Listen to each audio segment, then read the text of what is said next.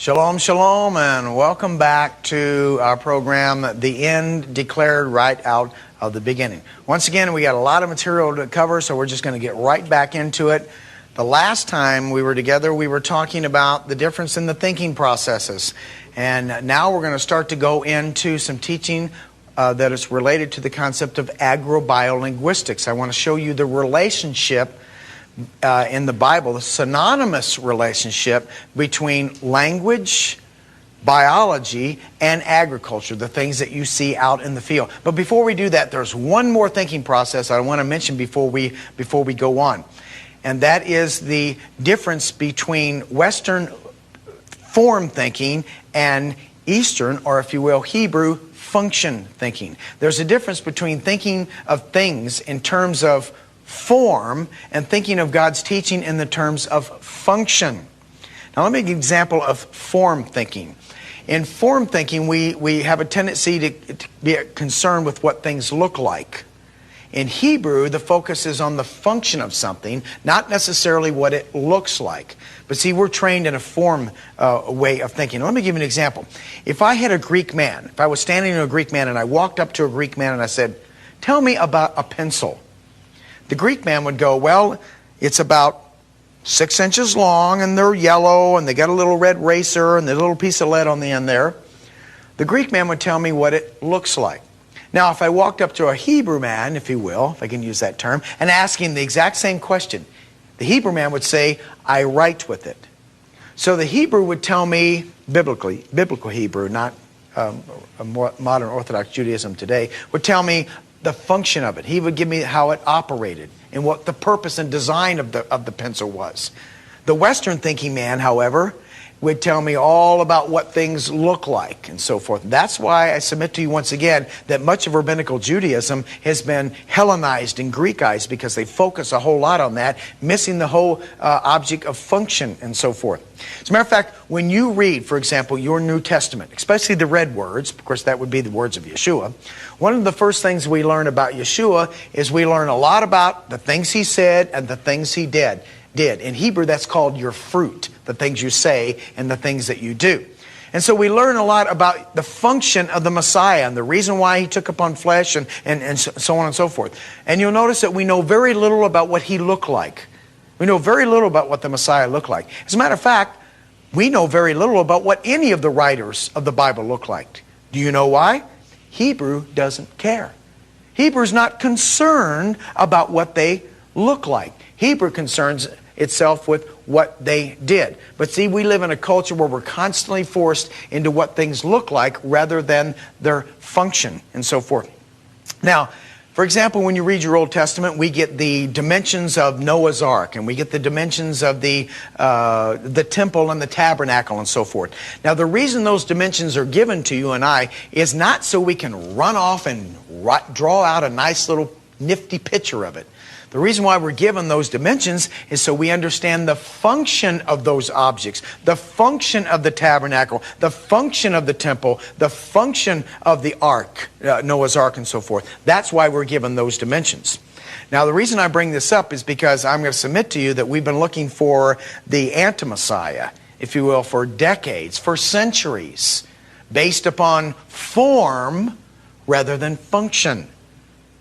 Based upon what he looks like. So for years we've been going through this character after this character after this character, while we're talking about, well, was he black? Was he white? Was he Jew? Was he Gentile? Was it WWW? Is it Ronald Wilson Reagan? As we go through the litany of what everything looked like, while we've been looking for the form of the anti-Messiah, he's been functioning right in our midst all this time while we're out there looking for some dude to come through the door. Okay? And so it's important to understand the difference between function thinking and form thinking. Okay, let's move on. I want to talk a little bit about agrobiolinguistics. But before we do that, grab your Bible and turn to the book of James with me for just a moment. The book of James, chapter 3, in Hebrew is Yaakov, erroneously, and I mean erroneously, translated as James. But nonetheless, that's the way it appears in our English Bibles. When you read the book of James, one of the first things you're going to realize in chapter 3 is the context of chapter 3. Some of you are familiar with this section of verses between chapter 3, verse 1 and 6. It begins by saying this, "My brethren, be not many masters, knowing that ye shall receive the greater condemnation. For in many ways we offend all. If any man offend not in word, the same as a perfect man, and able also to bridle the whole body. Behold, we put bits in the horses' mouths that they may obey us, and we turn about their whole body.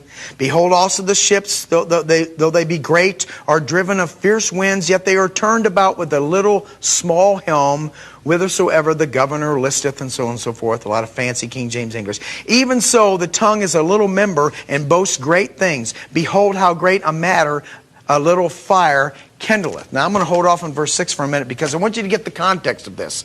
The context begins with teachers have a greater accountability than everybody else. Why? Because teachers teach words. Words mean things. Words manipulate. Words guide how a culture goes. Remember I told you earlier that you want to change the behavior of the people? Change the language. Change the meaning of words, because that will determine and guide a culture's behavior. And so there's a warning for those of us who teach. I take that warning very seriously because I know the result of teaching someone something that's wrong. So I take it very seriously. And then Yaakov goes on and talks about the fact that this little tongue in our mouth defiles and manipulates such a great thing, such a little thing in our mouth. Such great things it does. Now, when he talks about the tongue in our mouth, he's not really talking about this wagging thing in our mouth. He's talking about the things we say. He's using the English word tongue, but he's talking about the words or the teaching that comes off our lips. Manipulates and defiles the whole body many times. And so that's the context. So when we get to verse 6, as you can see up on your screen, Yaakov chapter 3 verse 6 says this, and follow along with me. "And the tongue," that is the words that are being spoken, "is a fire, a world of iniquity. So is the tongue among our members, that it defiles the whole body, and sets on fire the course of nature, and it is set on fire of hell." Sets on fire the course of nature, and it is set on fire of hell. Now you wouldn't grasp it just looking at the King James English there. Sets on fire the course of nature. That English phrase, course of nature, I'm not even going to take it back to the Hebrew. I'm just going to go back to the Greek because I want to make a point here. In the Greek, this phrase, course of nature, in Greek is literally, in the Greek, the wheels or cycles of Genesis. It literally says that this tongue, the things that we teach, the words that come out of our mouth, sets on fire the wheels or cycles of Genesis. Now the reason why I believe this says this is because God's cycles are already presented to us in the very beginning. And it's teaching.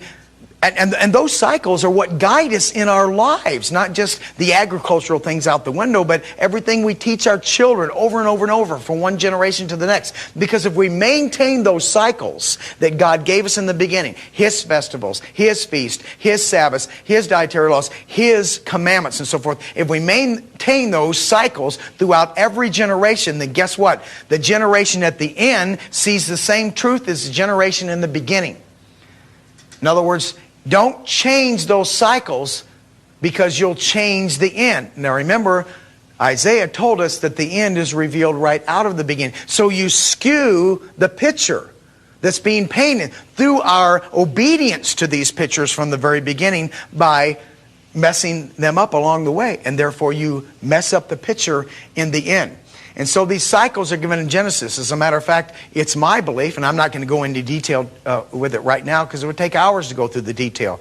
It's my opinion that these cycles that God is talking about are two kinds of cycles. The 7,000-year cycle of man, days is 1,000 years and so forth, that man has a cycle. The life cycle of mankind is 7,000 years. And it's a cycle that goes real slow. How do I know that? It takes 7,000 years. And then the cycle or the wheel that goes much faster, the yearly cycle of God's feast and festivals and Sabbaths and so forth, is the inner hub. And that is exactly what Ezekiel's wheel is all about. Because he says to take this vision of a wheel within a wheel and take it to the rebellious house of Israel. Why does he say that? Because they had turned from God's ways and were doing things their own ways rather than God's ways. And so if you corrupt the inner wheel, which goes much faster because that's on a yearly basis, you corrupt the outer wheel. You corrupt the inner wheel, you corrupt the outer wheel. And these things are revealed in the natural things of creation from the very beginning. Now, let's get into the concept. Let's continue with this concept a little bit of this cyclical thinking. On your screen is the verse from Bereshit, Genesis chapter 9, verse 25. Here's an example of these cycles I want to talk about. It says, while the earth remaineth, seed time and harvest, cold and heat, summer and winter, day and night shall not cease. As long as we are up on the planet here, as long as the earth remains, we're going to continue to have these cycles represented for us right outside our window. And then it goes on to say in Psalm 23:3, remember that verse? He restores my soul. He leads me in the cycles of righteousness for His name's sake. It says cycles of righteousness in Hebrew. Another example is even in archaeology. When we go to archaeology, some of you are familiar with the study of archaeology. As a matter of fact, one of the things that I encourage in my personal life, and I hope that you would too, there's 3 things you ought to encourage.